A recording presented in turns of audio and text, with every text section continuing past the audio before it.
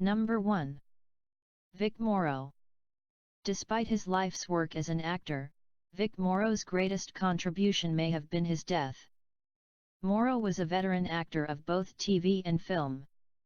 His credits include the hit World War II series Combat, and the groundbreaking film Blackboard Jungle and TV miniseries Roots. But by 1982 it had been some years since his last big role, and appearing in Twilight Zone, the movie could have marked his comeback. In the movie, Mauro's racist character experiences a Scrooge-like change of heart through time travel. In the climactic scene, he rescues 2 Vietnamese children from helicopter fire during the Vietnam War. But the helicopter flying into an exploding charge was not part of the script. The accident blinded the pilot, the chopper crashed to Earth, crushing the girl, 6-year-old Renee Chen, and decapitating Mauro and the 7-year-old boy, Micah Din Le. The grisly, graphic death and celebrity of the film's director, John Landis, finally brought much-needed attention to the issue of safety on the Hollywood movie set.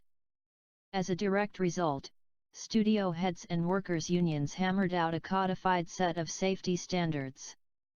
What's more, both Landis and the Warner Brothers. Studio were charged with involuntary manslaughter. Although acquitted, they settled civil suits with substantial payments to Mauro's children and the families of the child actors, who also had been illegally hired. Number 2. Orlok Locklear. The grisly, graphic death and celebrity of the film's director, John Landis, finally brought much-needed attention to the issue of safety on the Hollywood movie set. As a direct result, studio heads and workers' unions hammered out a codified set of safety standards. What's more, both Landis and the Warner Brothers. Studio were charged with involuntary manslaughter. Although acquitted, they settled civil suits with substantial payments to Mauro's children and the families of the child actors, who also had been illegally hired. Locklear's celebrity quickly led to stardom in another burgeoning entertainment field, motion pictures. He headlined The Great Air Robbery in 1919, and began work on The Skywayman in 1920. On the night of August 2, in the last stunt planned for that film's shooting schedule, Locklear performed a tailspin aptly named a suicide dive. Searchlights, needed for filming in the dark, should have been turned off so that Locklear would be able to see and safely pull out of the dive. They were not. Either blinded or having lost his bearings, Locklear crashed and was killed on impact. He was 28 years old. Number 3. Martha Mansfield. It was Thanksgiving Day 1923 on location in San Antonio, Texas, and Martha Mansfield, born Martha Orlok, also known as Martha Early, had a lot to be thankful for. The 24-year-old actress was a rising star in the Hollywood scene. From appearing in a series of comedic shorts 6 years before, she had performed in the Ziegfeld Follies, an elite ensemble of beautiful and talented ingenues, and then was cast opposite the legendary John Barrymore in 1920's Drive. Jekyll and Mr. Hyde. She sat in a car with fellow actors, having just finished the day's shooting for her latest movie, a Civil War love story called The Warrens of Virginia. Mansfield was still in costume, the ruffled finery befitting a Southern belle, when someone in the car struck a match. Mansfield's clothing was immediately set ablaze. Her co-star managed to contain the flames using his overcoat, and the chauffeur tore the dress from Mansfield's body, burning himself in the process. Her injuries were too severe, however, and she succumbed the next morning, November 30, 1923. As small consolation, the men's actions had saved her face and neck from being burned. The studio heads, dry-eyed, noted that Mansfield had mostly wrapped up her work on the film, saving them the trouble of recasting her role. Her scenes were pared down, another actress promoted as the star, and the show went on. Number 4. Jack Bud Long. The story of Jack Bud Long stands as a cautionary tale for anyone who watches a professional at work and thinks, "That doesn't look so hard, bet I could do that." In this case, the pro to be emulated was an actor, that was riding a horse at breakneck speed for a movie.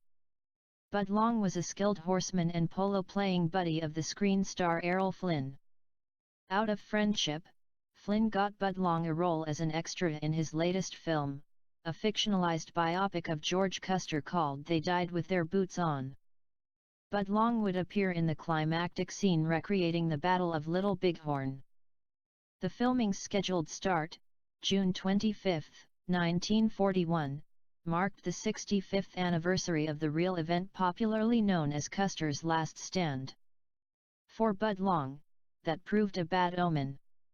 For some reason an amateur's enthusiasm, Bud Long decided to brandish a real saber, rather than a wooden prop other professional stuntmen used, while riding into the battle scene.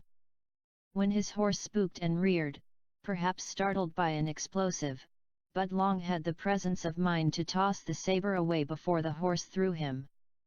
Unfortunately, the sword landed with the blade facing upward. Bud Long landed on it, impaling himself. He was taken to the hospital where he died a few days later of peritonitis, an inflammation of the abdominal wall. Number 5. Tyrone Power. Tyrone Power was born and bred an actor. His grandfather was a well-known Irish comedian, his father, a respected performer of both stage and screen. The younger Power followed in the old man's footsteps, tragically, you might say. He traveled with his dad to Hollywood, and was at his side when Tyrone Power Sr. died from a heart attack he suffered after a day's filming. A versatile talent, Power racked up a passel of screen successes. His roles ranged from the infamous outlaw in Jesse James to the troubled hero in a 1957 adaptation of Hemingway's The Sun Also Rises, and to the calculating accused murderer in Agatha Christie's Witness for the Prosecution. Power wanted to build a reputation as a dramatic actor on these serious films. But the studio, eager to exploit his matinee idol looks, cast him as a series of swashbuckling swordsmen in titles like 1940's The Mark of Zorro and 1947's Captain from Castile. Ironically, Power died almost literally with a sword in his hand. It was November 11, 1958. After the eighth take of a fight scene in Solomon and Sheba, he began to tremble, complaining of aches and chills. He quickly collapsed and died of a heart attack, just as his father had 27 years before. Number 6. Midair Jibancha. Midair Jibancha first found fame as a champ of Thai boxing. Strikingly tall, as well as dark and handsome, he landed his first role in his early 20s. Movie magic quickly ensued. In the 14 years between 1957 and 1970, Jibancha appeared in 266 released films, typically working on multiple projects at a time. Although he appeared in romances and musicals, it was as an action-adventure hero that he became a Thai household name, and a national treasure. Even the Queen of Thailand declared herself a fan. Jibancha stayed in boxing shape, and took pride in performing his own stunts. On October 8, 1970, while shooting the finale of what became his final movie, Jibancha caught a rope ladder dangling from a helicopter, intending to ride off into the sky. For reasons unknown, some speculate his grueling schedule had caught up with him. The actor lost his grip as the chopper ascended. Jibancha, 36 years old at the time, fell some 300 feet, 91 meters, to his death. Final cuts of the movie in Thong, Golden Eagle in English, preserved the accident caught on film upon its release in 1974. Though later versions removed the incident. Tens of thousands of fans lined the Bangkok streets for Jibancha's cremation ceremony. Today, a shrine near the spot where Gibancha died honors his memory. The same can't be said of recording technology. Only about 95 of his films remain, many in poor quality. They were shot using 16mm film, with no negatives saved. Copies must now be made from increasingly worn originals. Number 7. Roy Kinnear. Actor Roy Kinnear hadn't expected to perform the strenuous stunt of riding a galloping horse across the Alcantara Bridge in Toledo, Spain, for the 1989 film The Return of the Musketeers. Kinnear had a long, lauded career, including roles in the Beatles' cult film Help, and the classic Willy Wonka and the Chocolate Factory. But by late 1988, when the movie was filming, Kinnear was now 54 years old and weighed in at more than 200 pounds, 91 kilograms, and a horseman he was not. Still, he accepted the challenge. It was a fateful decision. Kinnear was thrown from his horse and fractured his pelvis. Though not life-threatening, the injury was complicated by internal bleeding. Kinnear died in the hospital one day later.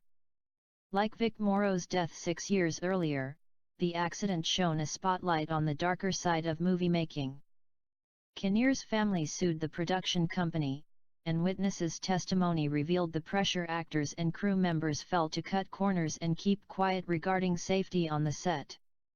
As with the Mauro case, the producers didn't accept guilt, but settled with a payment of £650,000, about $1 million. Number 8. Brandon Lee. Brandon Lee was just 8 years old when his father, the martial artist and actor Bruce Lee, died at the age of 32. Lee grew up to be an actor but, like his father, died young.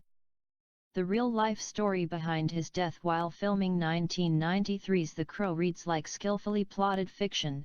A chain of minor lapses in judgment ends in the death of an innocent victim. It began when the prop crew, untrained in firearms, made homemade dummies, harmless, disarmed bullets used for close-up shots of a loaded gun. The crew bought conventional cartridges as well as the entire ammunition assembly, bullets, gunpowder, and a primer, the small charge that triggers the gunpowder. They removed the bullets, emptied the gunpowder and then placed the now empty bullets back in. That same gun was used to shoot blanks in the scene where Lee's character is murdered. Blanks are cartridges with the gunpowder and primer but without bullets. Blanks provide the flash, bang, and smoke used to show a gun being fired. On the fateful day, the firearms expert had left the set because the dangerous scenes had already been shot. If he'd been there, he might have checked the gun and seen that one bullet from the dummies was left in the barrel. He would have known that the blanks could expel that bullet with lethal force, and that's just what happened. Fired from 15 feet, 4.6 meters, away, the bullet tore into Lee's abdomen and through his vital organs, coming to rest at his spine. Despite hours of surgery and 60 pints, 28 liters, of blood transfusions, Lee died of massive internal bleeding. He was 28 years old. Number 9. Harry O'Connor. Skydiving takes equal parts daring and attention to detail. Harry O'Connor possessed both in abundance and turned his fascination for parachuting from airplanes into a career. His credits as stuntman and aerial coordinator ranged from the 90s films The Perfect Storm to Charlie's Angels and Tomorrow Never Dies. In 2002, his expertise brought him to Prague, Czech Republic, for the Vin Diesel film XXX. One stunt was particularly exacting. O'Connor would parasail along the Vltava River, pulled by a speedboat toward the Palacky Bridge. He would pass under the bridge with inches to spare, then drop onto a submarine while the parachute, for dramatic effect, crashed against the bridge railing. O'Connor filmed the stunt several times, performing it to a T. Yet, he felt one more attempt could be better. He was wrong.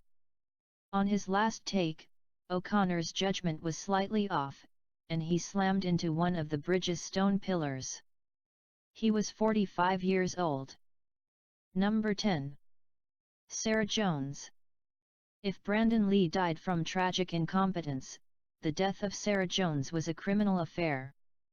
Jones was a 27-year-old camera assistant working on Midnight Rider, a biopic of the musician Gregg Allman.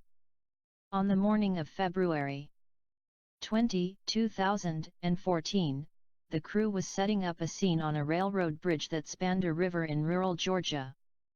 The main prop, a bed frame and mattress, was set on the tracks. The crew had been assured that only 2 trains used that bridge, and both had already passed. When an unexpected third train loomed into view, the crew scrambled for safety. Jones and some others made it to the narrow walkway that bordered the tracks, clinging to the girders that rose up outside it. In their haste to escape, the bed was left behind. The train hit at around 60 miles, 97 kilometers, per hour, sending metal bars flying. By the time the train had passed, 6 crew members were seriously injured. Jones lay dead on the tracks, killed after being struck by either the mangled metal frame or the train itself. Later investigations would suggest that no one had been given permission to use the bridge, that the director was accustomed to flouting laws and common-sense precautions, and the producers had been less than honest about the dangers the crew faced. The case against the producers went to trial 1 year later. In exchange for guilty pleas, most of the defendants received lighter sentences, primarily fines and probation. Director Randall Miller received a 2-year sentence.